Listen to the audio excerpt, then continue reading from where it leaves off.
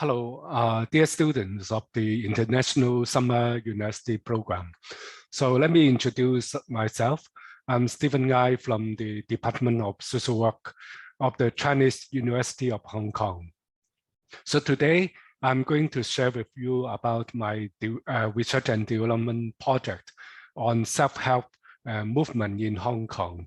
So briefly, very often, in different countries or places, we have certain population who have chronic health conditions such as heart disease, cancers, diabetes, which have been affecting their quality of life.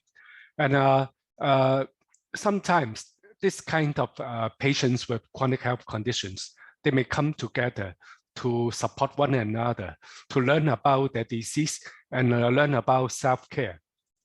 And at the same time providing mutual support.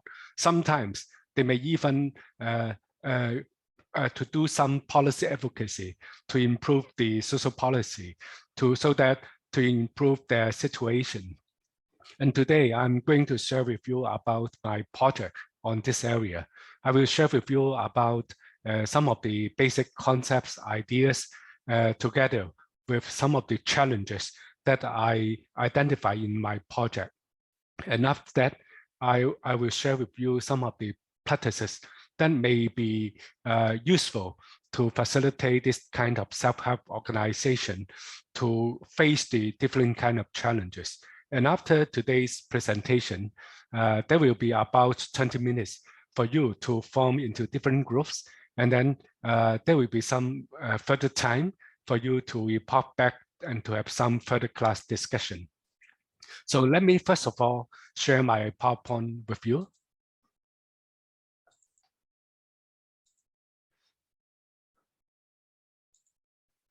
So as what I have briefly introduced, today I'm going to share with you about my project on model development for indigenizing best practice for sustainable self-help movement, which will focus on the self-help organizations in Hong Kong. So first of all, I'd like to make some acknowledgement. My team would like to express our deepest appreciation to all those who have made the project possible. We, in particular, would like to give our heartfelt gratitude to the staff member of the Hong Kong Society for Rehabilitation, HKSR, for their contributions to this project. Our special thanks also go to the following organizations and Patient Resource Center, because we have a long list. So here, I just share the name here.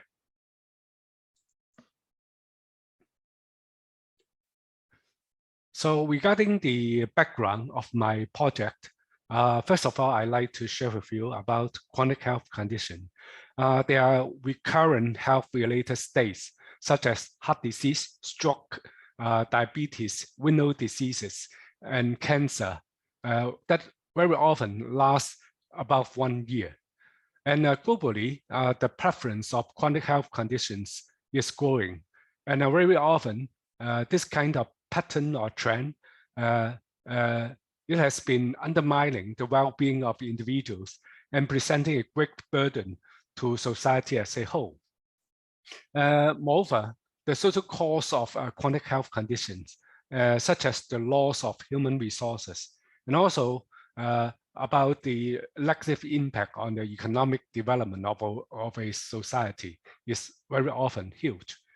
Therefore, it is essential to reduce the incidence of chronic disease and improve the quality of life of patients with chronic health conditions. And later on, I may use this acronym, PCHCs, to refer to this population. Before I move into the definition of self-help organization, student, I'd like to share with you a video first about the life story of Dr. Edith Guan, who has suffered from stroke and gradually recovered. And here the story is about her recovery journey.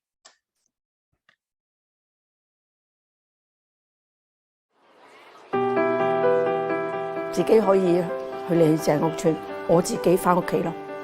我係覺得好值得牙擦嘅一件事，喺嗰陣時啊。我係關雅卿，我係香港復康會嘅副主席，亦都係一個中風嘅康復人士。做咗30幾年嘢啦，都幾暢順嘅。咁我仲可以做到一官半職咁樣啦，咁又好開心嘅。點知咧就喺我49歲嗰年咧就中風啦。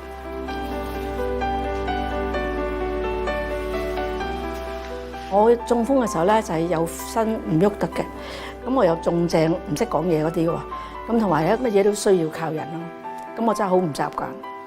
曾經我有好長嘅時間咧，我覺得我自己好迷失，唔知應該做乜嘢，一路咧係好困難咁樣喺個生活裏邊走翻出嚟。咁喺呢個時候咧，就香港復康會係幫咗我好大嘅忙。佢哋安排我嚟中心嗰度嘅，做啲義工啊咁樣，幫佢入份信封、念個郵票，係咁簡單嘅嘢。不過我得一隻手，所以要同埋人哋一齊，2個病人一齊入咯一個信封咯。呢個過程咧係一個好幫助到我嘅過程，因為我自己要喺北角要搭巴士、搭地鐵，然之後再行。我係個幾鐘頭先嚟到你在屋村，就做1個鐘頭工作，但我都做咗半年啦。呢一個第一個義工咧，令我覺得我自己唔係一個冇用嘅人，咁呢個係我最大嘅得着。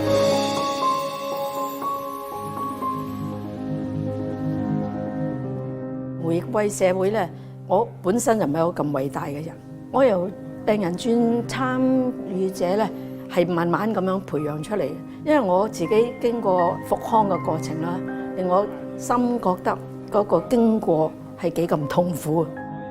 咁既然佢都係傷殘啫，我都係傷殘啫，我自己可以快樂翻啦，點解我唔可以令人快樂翻咧？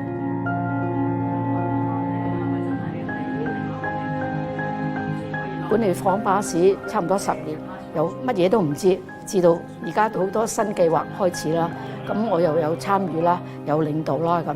我覺得係一個好嘅學習嘅過程咯，個認知啊、理解啊、諗嘢嘅深度咧，係比以前更好咯。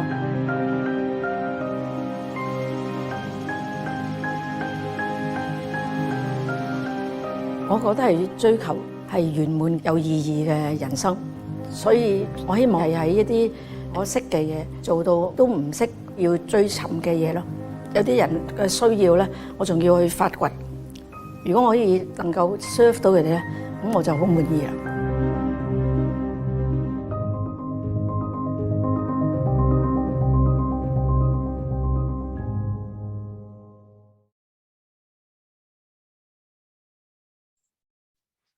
So student, the video is about the life story of Dr. Edith Guan. She is the vice chairperson of the Hong Kong Society for Rehabilitation, but at the same time, she is also a stroke survivor. She has worked for over 30 years in the Hong Kong government, and she has been a senior government official. But all of a sudden, she suffered from stroke, and at the age of 49. And she particularly suffered from the right side paralysis and had problem with speech. And from the video, she shared that for a very long period of time, she felt so lost that it was very hard for her to climb out of her darkness. And later on, she received help from the Hong Kong Society for Rehabilitation, and the organization assigned her to do some volunteer work in their centers. Actually, the task is very simple, like placing letters into envelopes and sticking stamps. But Edith mentioned that the volunteer work really helped because, first of all, it requires her to travel from her home, from the other side of the harbor, to take over 1 hour, like taking bus and then the mass transit railway to travel to the center. And she also need to persist and also to collaborate with another a volunteer who also suffers from stroke. And later on, Elise, she gradually learned that she is still a person with abilities. And she mentioned that this is her greatest gain. And the whole volunteer work has helped her to gradually change from a person getting help to one helping others and contributing to society. And this self-transformation from a person getting help to one helping others was actually a long-term development, as mentioned by Edith. And she have experienced the recovery journey. She really know how hard that process is. And gradually, she start to think, if she can be happy again, then she should also be able to make others happy too. So gradually, she is aware how the rehabilitation process, how tough it is, and she is determined to also help others regain happiness. So from the video, we know that she has helped the organization to manage the rehabilitation budget for over 10 years and initiating different kinds of new programs to help people with chronic health conditions. And her motto now is life is to pursue perfection and help others achieve the same. So soon, Edith's case is just one of the life story of many people who have chronic health conditions, but gradually they benefit from joining self-help organization, and that is kind of a life-changing journey. And now I like to go back to the PowerPoint and to continue our discussion about self-help organization. So from the video, we have some understanding about the challenges faced by people with chronic health conditions and how self-help organization may be beneficial to them.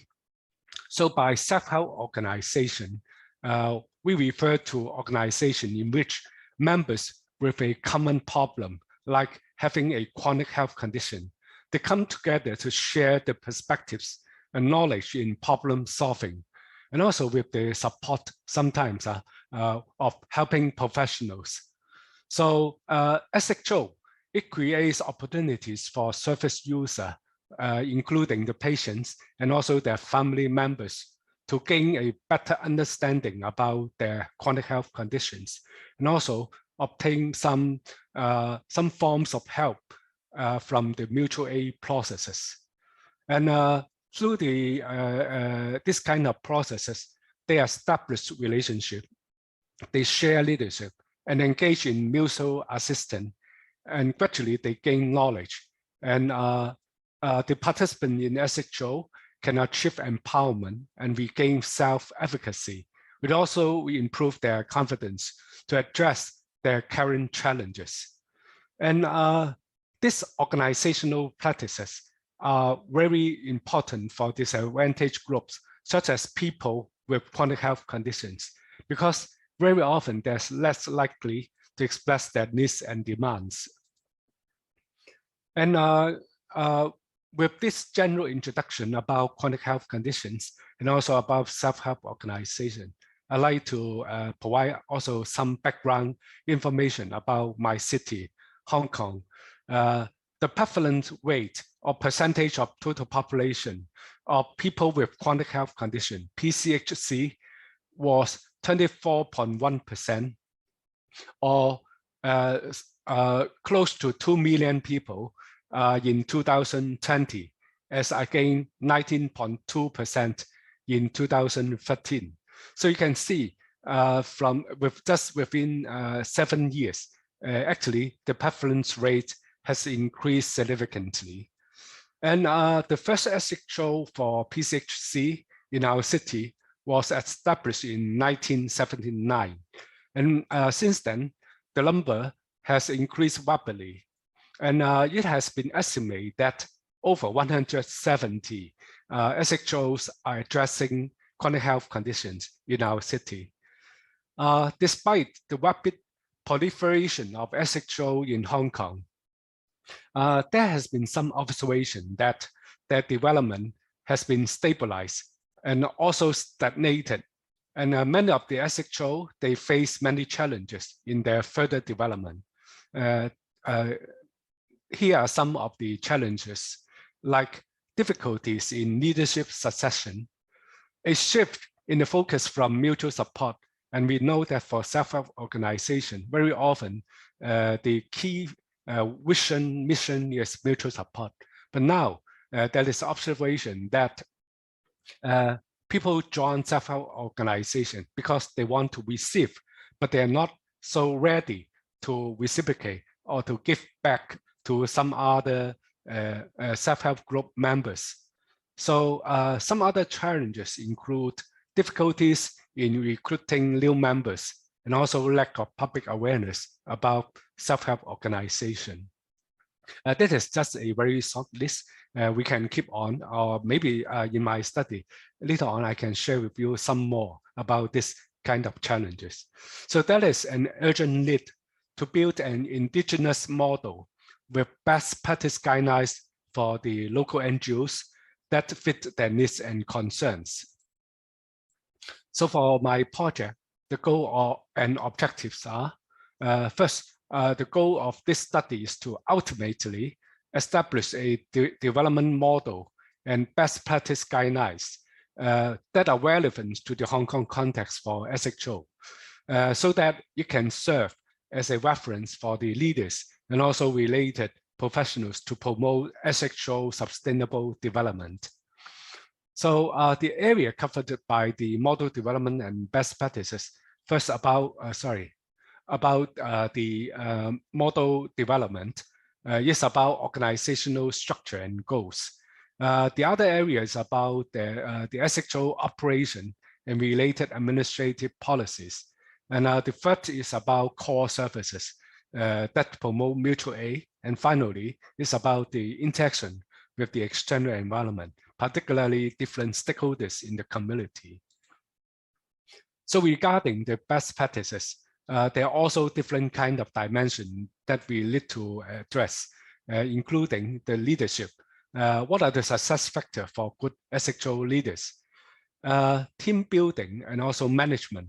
How can we build a team and manage the team to achieve SHO goals among different kind of key or core members?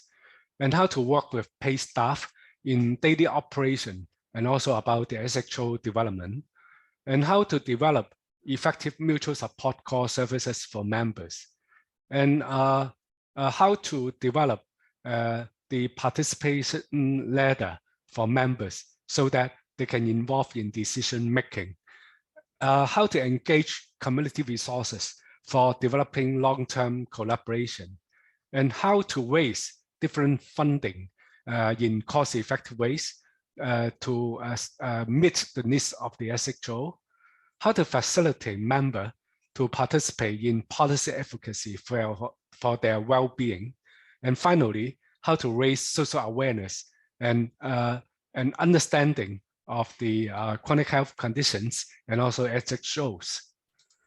So with these key goals and objectives and some of the key dimensions that we set out to address in the project, here I like to go into the methodology of my project. Basically, it is a quantitative study in which the data were collected by a survey using a self-report questionnaire. So we covered key indicators of healthy SHO development. We also cover best practice strategy for promoting SHO development. And also we collect information about the individual respondents and also about the SHO characteristics. So here I particularly refer to the best practice strategy. I'd like to make a note in that with the 9 dimensions that I just mentioned to you, we have conducted some in-depth interviews and also focus group interviews with some SHO leaders and also staff member of the Hong Kong Society for Rehabilitation to get their suggestions about some of the key strategies that later on I will share with you. So in the structured questionnaire, we collected 232 questionnaires from the core members of 54 SHO for data analysis, certainly with the support of our supporting organization, the Hong Kong Society for Rehabilitation. So regarding the data analysis, we control for the organizational and personal background variables to see the direct effect of our predictors, which is about the best practices. And we also do some further analysis, including regression analysis, to see which specific best practices strategies can contribute to the desired SHO developmental outcomes. So the measures, we make references to some of the Chinese available scales in the literature. And we also refine the measures by some of the information that we collect from our in-depth interviews and focus group. And we also, after developing the measure, we seek further feedback from the staff members of our supporting organization and also the SHOs. So eventually, we have 7 SHO development outcomes measures and also 12 best practice strategies measures. So here I'd like to share with you about the 7 outcomes. So we have 7 outcomes about the SHO development, from citizen support to intentional sustainability. So for healthy development of SHO, the public support is really important, so that we include an indicator of citizen support, which refers to citizens' understanding of the SHO, citizen providing monetary support, trust, and also other supportive actions, such as serving as volunteers for the SHO. Another indicators of healthy SHO development is community relationship. They should have strong community relationship with different stakeholders, so that this kind of connection can bring them important resources. So from our interview with the SHO and also HKSL, some of the key stakeholders include the media and also helping professionals, as well as business people. The third indicator of healthy development is member recovery, which refers to positive personal changes of the SHO members, and also positive changes in terms of the members' relationship.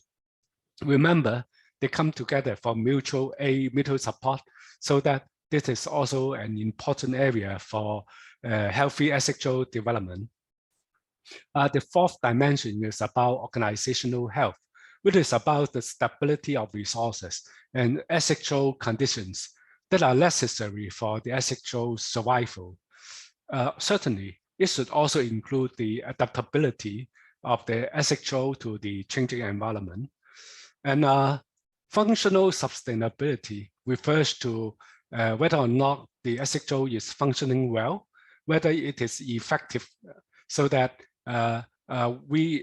refers to achievement or effectiveness of the SHO, such as increasing members' knowledge about the chronic health conditions and also self-care, as well as the overall effectiveness of the SHO.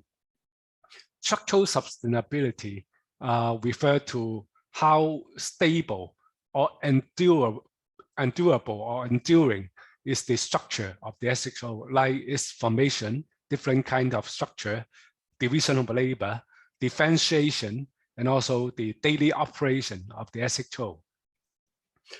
Finally, the indicators for healthy SHO development is about intentional sustainability, which is about members' willingness to stay committed to the SHO, including their agreement with the SHO mission, and also about their enthusiasm in serving the SHO.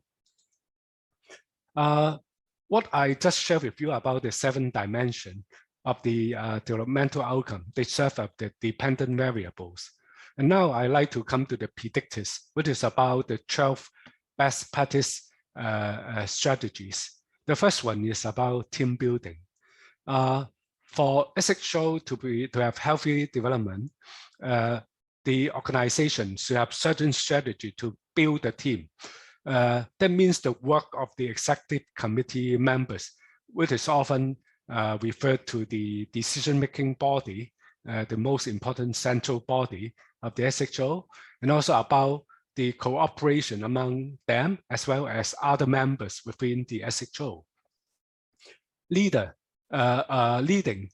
which is about effective leadership of the SHO, like by its executive committee members who used to make decisions, whether or not the leaders, they are upholding mutual aid spirit, and whether or not they can assess the opportunities and the threats of the SHO development. Certainly, their problem-solving ability is also one important aspect of the leading strategy.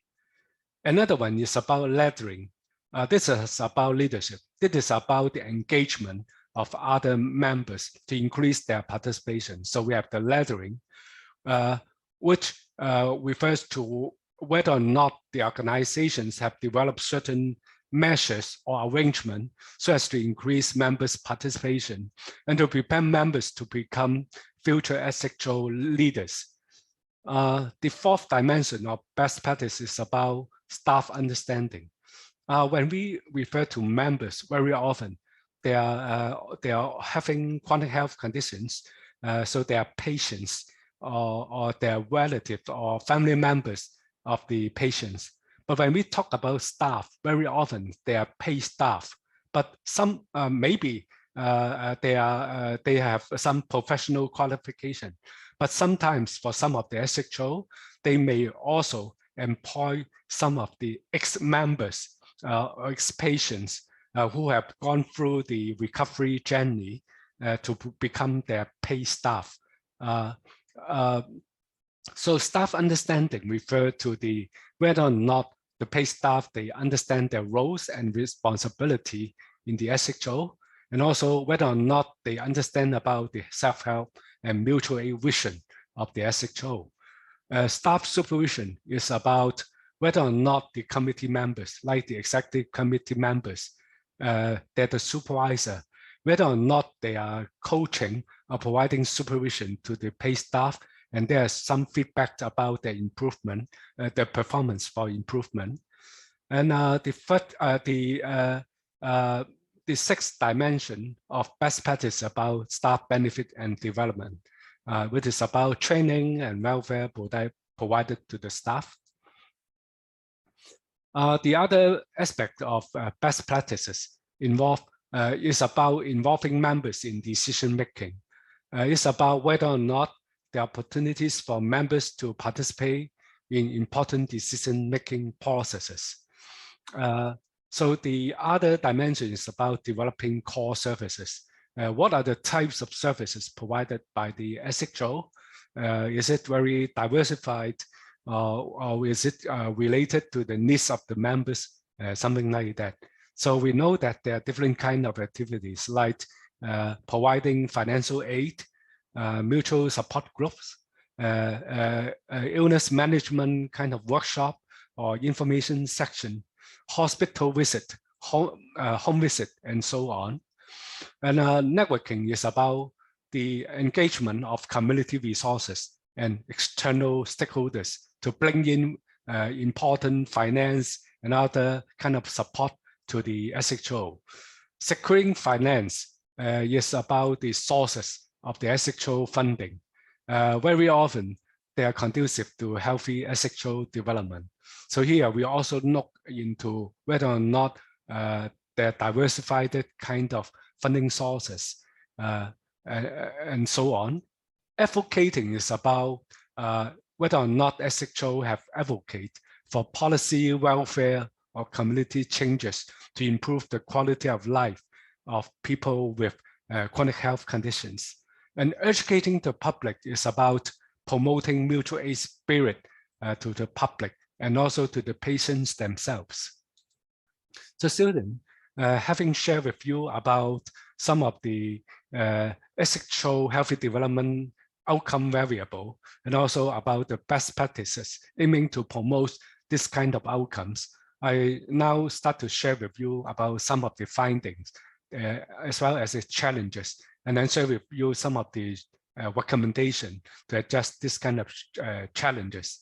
So first of all, regarding the finding, so here I'd like to share with you about some of the sample characteristics. Here regarding the respondents' age, here you can see most of them are middle adults with over 50 years old. We have more or less balanced gender ratio, and they have been in tenure of office for quite a long time, close to 7 years in general. So most of them, because we target the core members, so they used to be some of the very senior members of the SHO, so that they can provide some in-depth information to us. So their role in the SHO, most of them are executive committee members who are involving in important decision making, and some are even chairpersons or vice chairpersons of the SHO. We also have some paid staff, some are social workers, and some are non-social workers from some other professional fields. And educational level, so here you can see for the respondents, most of them has secondary education. And regarding the illness categories that the SHO serving, here you can see the majority are from neurology, involving diseases related to the brain, such as stroke, brain damage, and so on. Rheumatology, diseases related to the immune system that affect the joints and with chronic pain in the joints. Nephrology, it involves some diseases related to the kidney. Very often we know that with different kind of chronic disease, they sometimes also affect the body movement or also our sensory organs. So that maybe from Edith's case, you can see the paralysis also affect her to have some disability in terms of body movement.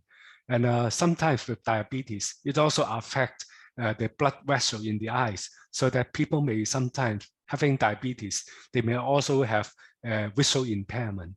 For the other kind of illness categories, we have the list here, and so I won't go into the details. So actually you can see they're coming from a wide diversity of different kind of chronic health conditions. Regarding the organizational structure, so here you can see most of them, they responded to us that the organization have a main decision-making body. So very often the organization are structured by having different kind of working groups or committees, by functions or by district or by illness categories and so on. And about half of them are affiliated to another SHO or non-government organization. And they have a professional advisory committee, quite high proportion. They also have some community volunteer group. The percentage is a bit less than the advisory committee, about 1 in 4 SHO having community volunteer group. And regarding the registration status of the SHO, so here I'd like to provide some background, because in Hong Kong, if they want to become a SHO, they need to have do certain kind of registration. So I think perhaps also in your region or in your country, you have similar practice, although your ordinance don't use a similar name.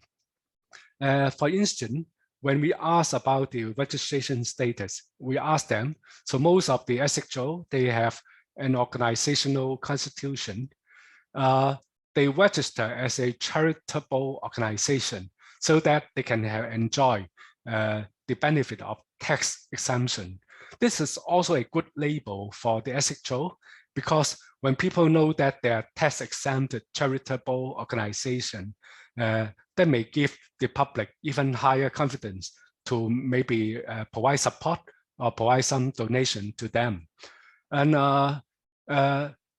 the great majority of them, apart from register as charitable organization, they also register according to the society ordinance.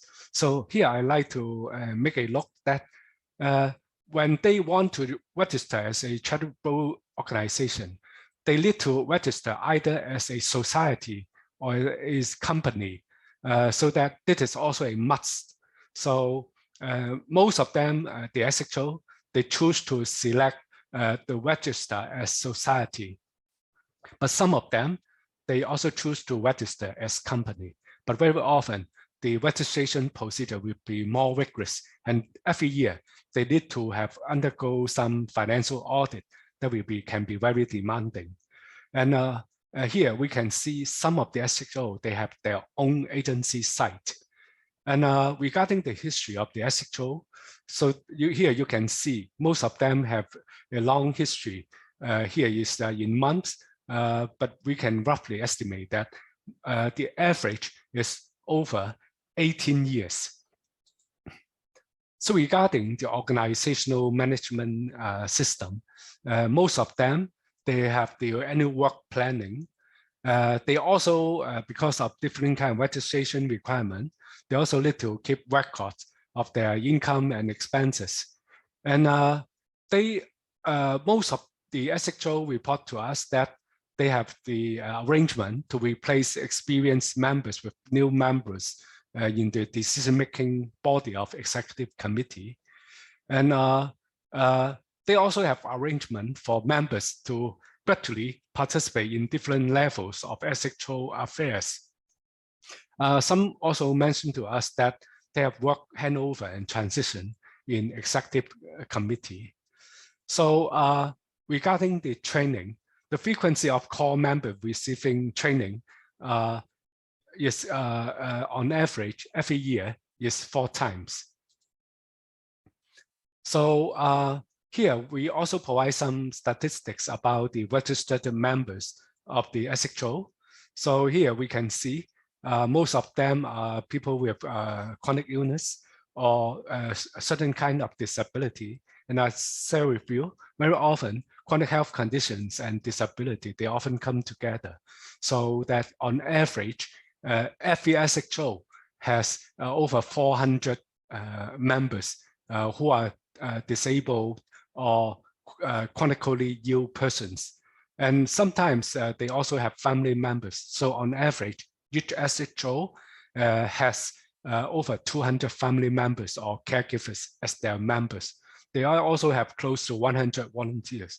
So here you can see the SHO participating in this project. They also have quite a big membership. And they also have some supporting personnel, including consultants, regular staff, on average 2 per SHO, and also some temporary staff. So with all the background characteristics about the SHO, here I'd like to share with you about the outcome variables in the past 6 months. So the SHO report to us in terms of different kind of developmental outcome. They perform better in terms of the structural sustainability. So soon the score range here is from 0 to 100. So when the score is close to 100, it means that it has been performing quite well in this aspect. Remember, it's about the enduring structure, differentiation, and operation of the SHO. So member recovery still quite good, as 66.5 out of 100. So that is about mutual support, mutual aid, and also about the positive change, personal growth or membership change, positive relationship among members. So regarding intentional sustainability is another area with quite high score. Members have commitment and support to the SHO.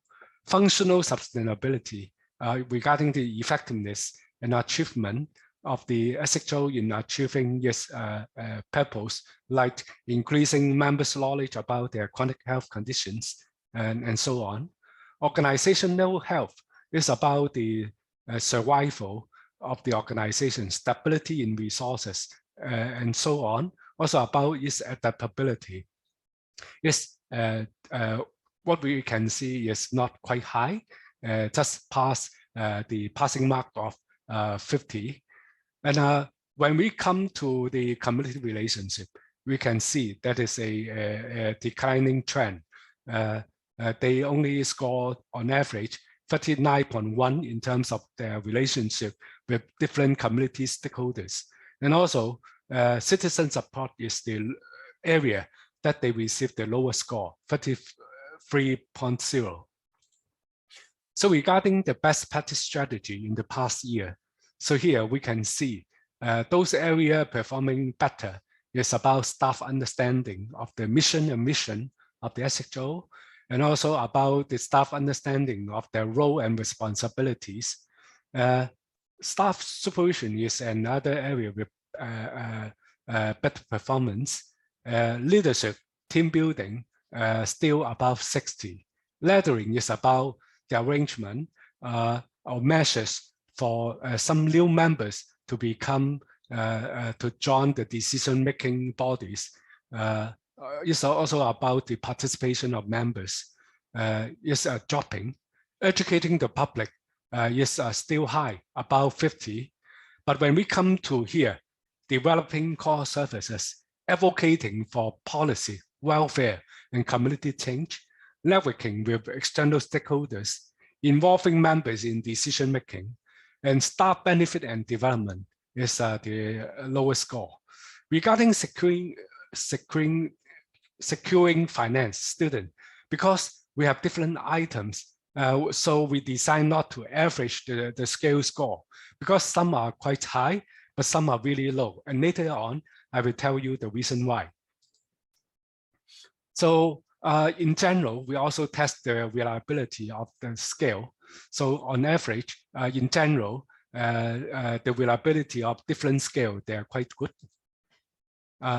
It also applies to the best practice scale, of them having reliability over 0.7, which means that the reliability is satisfactory. So we come to the future development of SHO. So here, maybe we can do a recapitulation. So area, the serving appreciation and continuing effort of the SHO in Hong Kong, we use the cutoff of the mean, which is equal or about 50. So structural sustainability to organizational health. But for those areas, we find that area deserving more attention. So from the range of 35 to 50 is about community relation. And for area deserving greater attention and promotion is about citizen support, which is about the public support in terms of donation or understanding about the SHO. So here we have some breakdown of the item, like regarding the community relation, area that deserve more attention and promotion is about getting support from different community stakeholders and also having good relationship with the business and enterprise. Regarding citizen support, it's about having support from citizens and citizens having adequate understanding of the SHO. And for areas deserving great attention, which means the item that the SHO are receiving extremely low score for community relation is about the media understanding and reporting about their work to the public. And also regarding citizen support is about receiving donation from citizens. And also citizens collaborating with the SHO to advocate for patients' rights. So now we come to the best practice. Area deserving appreciation and continuous effort. Here we can see several areas. The local SHO are doing quite well, from staff understanding to educating the public. And actually, in terms of securing finance, they're doing quite well from collecting member fee and also from getting money from the Hong Kong government because there is certain funding scheme for self-help organization so that local SHO have been making great effort in terms of internal affairs pertaining to organizational management and operation. But we also identify from their profile of best practice strategies, they need to pay more attention in terms of their external engagement, like developing core services, advocating, networking, and involving members in decision-making, and securing finance from fundraising activities. That means raising money from the public. The other area, deserving great attention and promotion, is also about staff benefit and development. So later on, I will explain why this is one of the areas receiving the lowest score, and also securing finance from foundation or from the business. So in general, maybe we can make a comment here. Local SHO have been putting relatively less effort in this area, like enhancing the external relationship, sharing power within the SHO, and also securing finance from the business and the public. So soon, because of time consideration, I won't go into the individual dimension, but here I like to briefly summarize the regression analysis result here. So on the left-hand side, you can see we have controlled a long list of background variables so that we can see directly the PO effect of the predictor on the outcome variables. So here, regarding the arrow, for positive relationship, we use the solid arrow. For the elective relationship, we use the dotted arrow. In terms of the best practices, in fact, we organize them into different areas, including SHO app operation and also their administrative policy. So here we group 4 best practices here: staff supervision, staff understanding, staff benefit and development, and involving members in decision making. So here you can see some of the positive effects. Staff supervision and understanding, they are beneficial to organizational health, structural sustainability, functional sustainability, and involving members in decision making. It is beneficial to citizen support. So maybe when we share the power, we have more new ideas from different members apart from the single core group of leaders. Maybe we can have more idea how to see new strategy to engage the citizen support. But here we can see the staff benefit and development. So originally we anticipate it is a positive relationship, but we see a negative relationship when those SHO, they try their best to improve staff benefit. But at the end, it is not beneficial to their structural sustainability. So here, still, maybe I like to make a little explanation, because as you can see, actually the funding resources from the SHO is not much. They rely on limited membership fee, and also they rely on limited support from the Hong Kong government for the funding scheme, so that first of all, they cannot provide very high pay to their staff, even when the staff are professional staff. And at the same time, for those SHO, they try to provide more benefit. They will have great financial pressure or stress, so that may be a disadvantage for their structural sustainability. So when we come to the core services that promote mutual aid, when SHO, they develop their core services, it is beneficial to the organizational health. So when we come to organization structure and goals, like from leading, team building, leading is involving the organization within the organization. So we can see there are a different kind of result. For leading, it is beneficial to organizational health and also to functional sustainability. And for leading, it is beneficial to intentional sustainability and also to organizational health. But for team building, we can see positive and negative effect. The positive effect is for, here we can see the membership recovery and also functional sustainability and also structural sustainability. But you can see when the SHO, they focus too much within their organization internally, focusing on building the team, they may this may have negative effect in terms of their community relationship and also in terms of citizen support.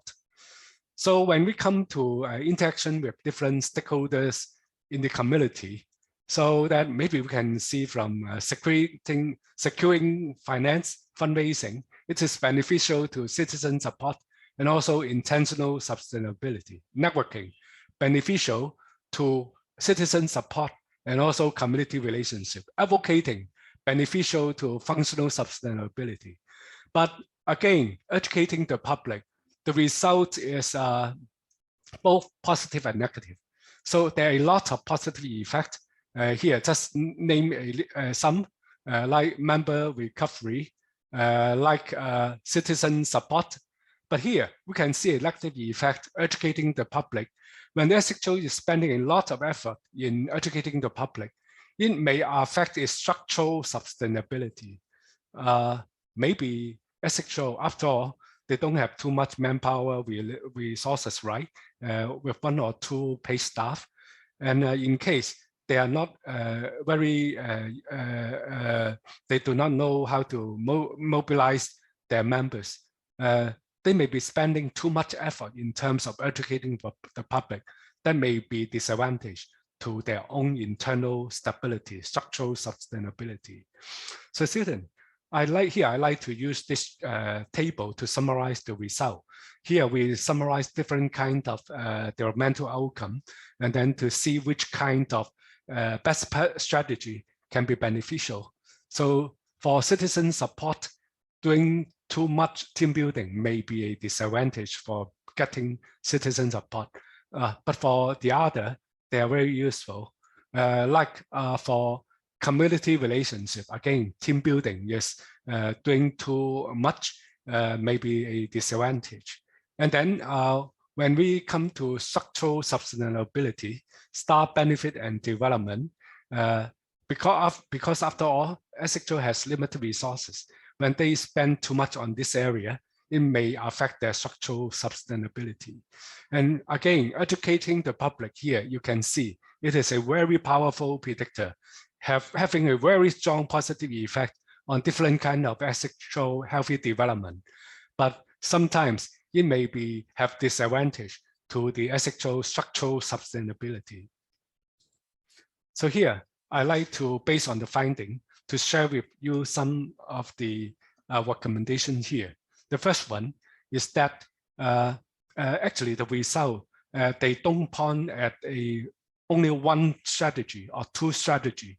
The key area should be the SHO should first of all think about and discuss about among their own members and within their organization what they really want to change, so that with this kind of mutual understanding, and then they may consider what are the best practice strategy recommended in this study to achieve their desired outcomes. We have developed the assessment tools, and actually they have been published in some top-tier journals about the healthy development outcome to measure SHO. The SHO, maybe they can use our measure to assess the current stage of development, and then we reflect on what they want to be, and finally, how to achieve these goals. So regarding interacting with community stakeholders for ethical healthy development, we have several recommendations. Ethical in Hong Kong, they are encouraged to seize the opportunities for strengthening collaboration with different community stakeholders. As different stakeholders, they are valuable, although sometimes when we want to collaborate with them, they can be unplanned. Sometimes like the business, when they want to donate certain money for a certain project, the SHO, they need to be very agile to move very fast. Sometimes this can be unplanned or unexpected. So a good balance needs to be found between internal operation and external relations. Another recommendation is that when we can see the dilemma for many SHO, when they only think about what they should do within their SHO. But here we are suggesting that different NGO SHO, maybe they can come together to share their resources and also their responsibility with other stakeholders in the community, such as other SHO or some other NGOs, so that when local SHO, when they develop with some new organizations or stakeholders, such as university, business sector, or other SHO or NGO, they may bring in new knowledge and expertise so as to create synergy. For example, when they want to do certain project to educate the public, sometimes when we create kind of promotion material, it can be very demanding for individual SHO. But when we can have synergy with university, they may bring in some creativity from the university student. And also maybe sometimes several SHO, they are supporting patients with similar chronic health conditions. They may come together to create something in common, to educating the public that can have even bigger synergy and bigger impact. So another recommendation is about how to present the SHO strengths and value effectively in fundraising and building collaboration with community stakeholders. Here, the key point is about keeping good records using database so that sometimes number can tell very powerful story. They can have good data to support what they are doing. Their interpersonal skills, how to engage different stakeholders, and their writing skills, how to present a good proposal, and also their website promotion. That also what I like to come back to here. If we, the SHO can engage some other organization with different expertise and resources, maybe it will also help them to promote their good story or impact stories to the citizen or the other community stakeholders. And the other recommendation is about local SHO can reach out to the public via conventional and social media. This is also an area that we identify because one of the weakest point or pain point for the SHO is they have very poor relationship with the media. And very often the media won't report their story or their work to the public.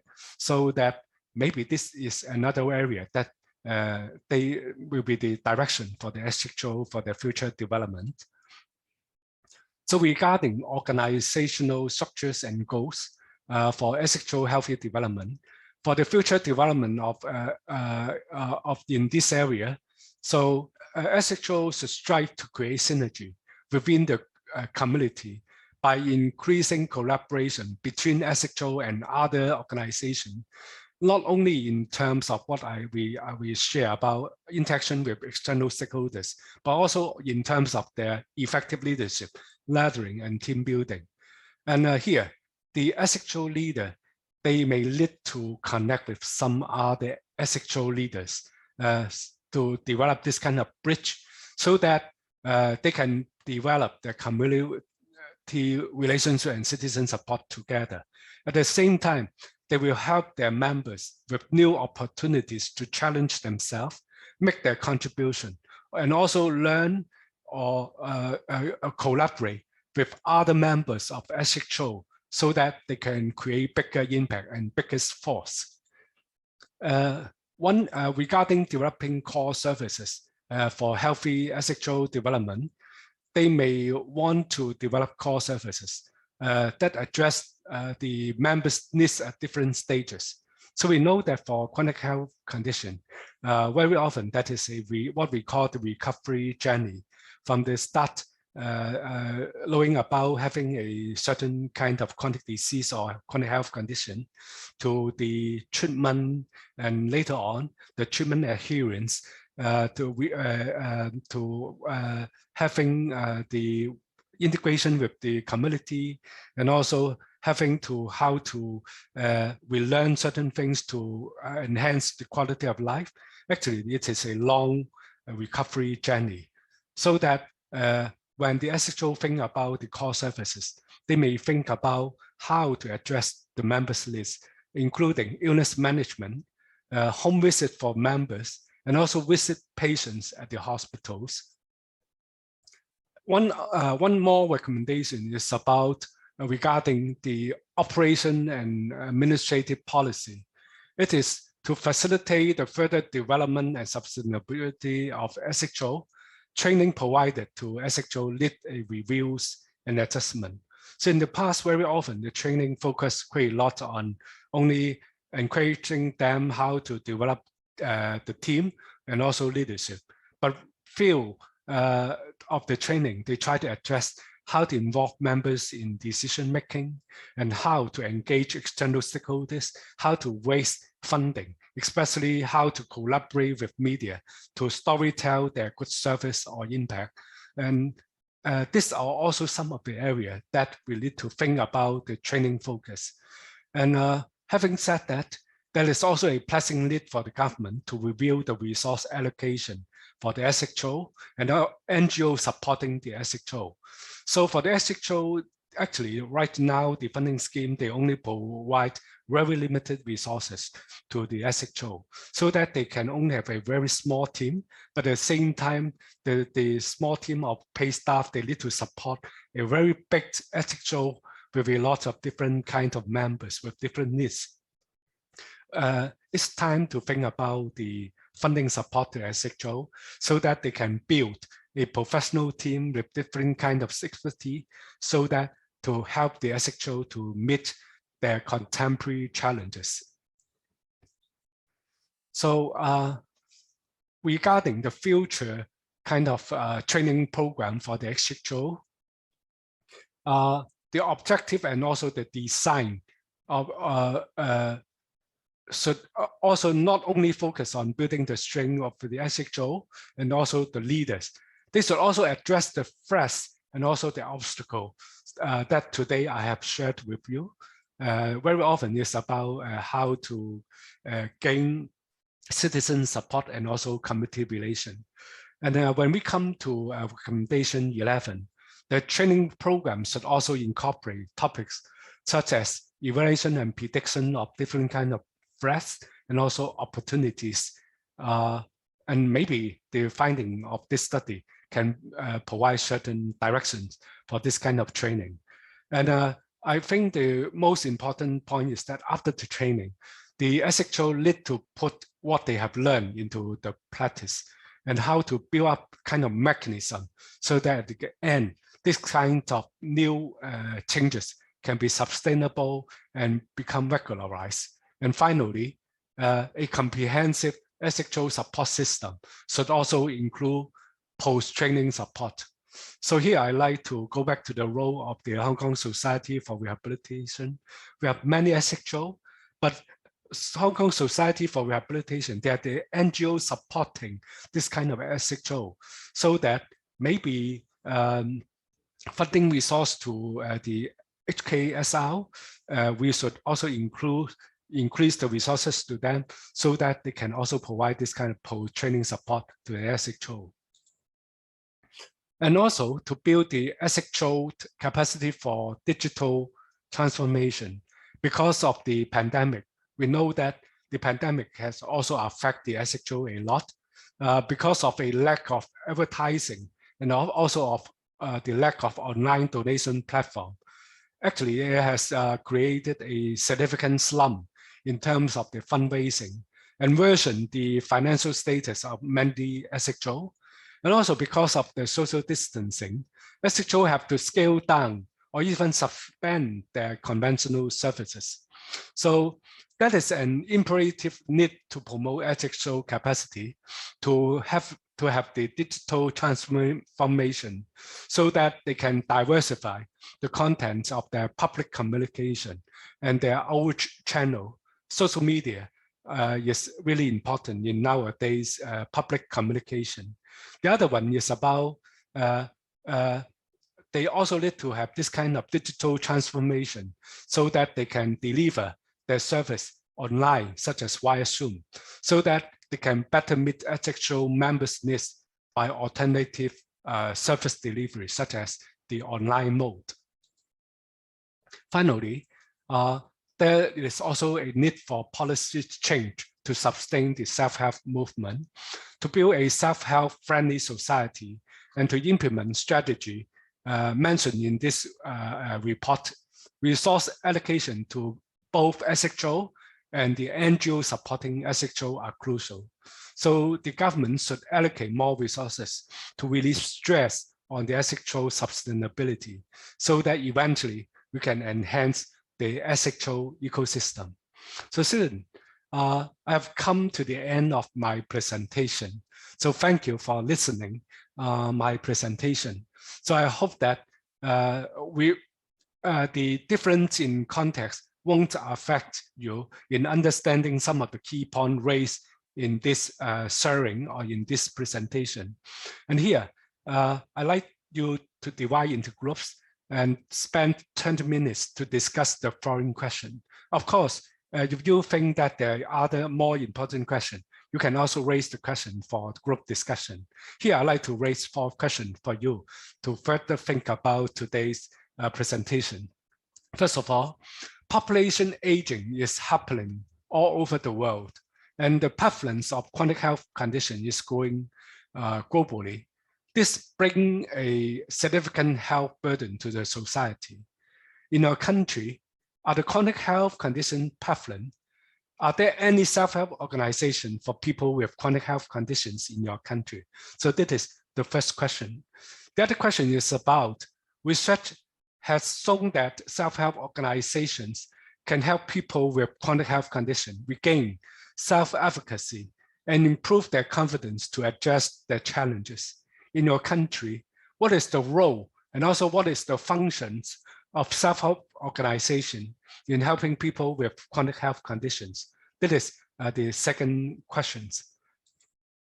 Now we come to the third question. SHO in Hong Kong face many challenges in their development and sustainability. Do SHO in your countries also face challenges in their future development? If your answer is yes, what are these challenges?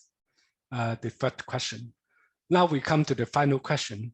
Our study has provided several recommendations to promote healthy development of SHO.